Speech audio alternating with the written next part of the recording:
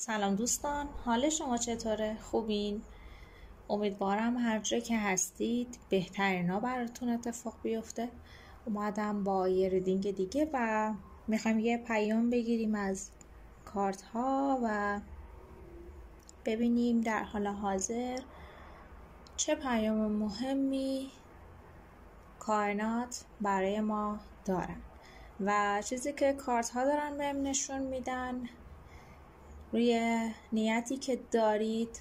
در حال حاضر به شدت ناراحتی دارید، یک حالت افسردگی، حالت انزوا به خودتون گرفتین که تاروت میخواد بهتون بگه که اصلا نگران نیتتون نباشید. بهتر از این تنهایی که برای خودتون ساختید بیرون بیاید، چون مسیرهای زیادی برای نیت شما وجود داره که میتونید این مسیر رو برید و براتون پیشرفت زیادی هست، براتون خوشحالی داره.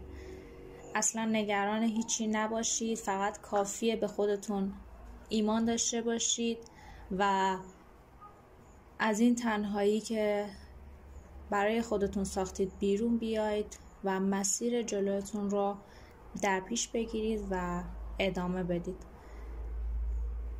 امیدوارم که بهترینا برای شما اتفاق بیفته.